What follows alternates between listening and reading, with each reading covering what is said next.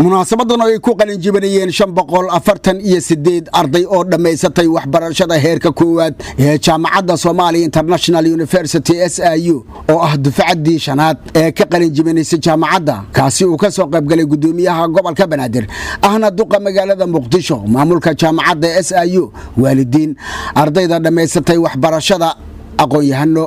culmo-diin ayaa lagu qabtay magaalada Muqdisho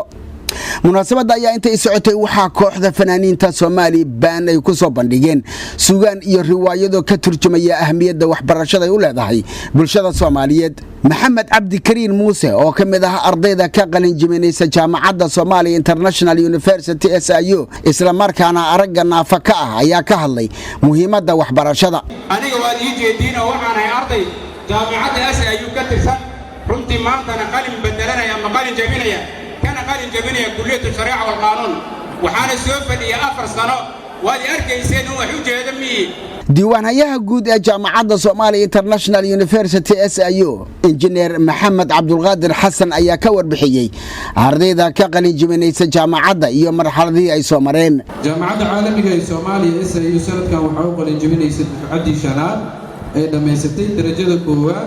ee waxbarashada heerka jaamacadeed bachelor degree Abdurrahman Maxamuud Ali oo ku hadlayay magaca waalidiinta ayaa ku booriyay ardaydu inay si wataan waxbarashadooda haddii aysan jirin aqoon iyo khibrad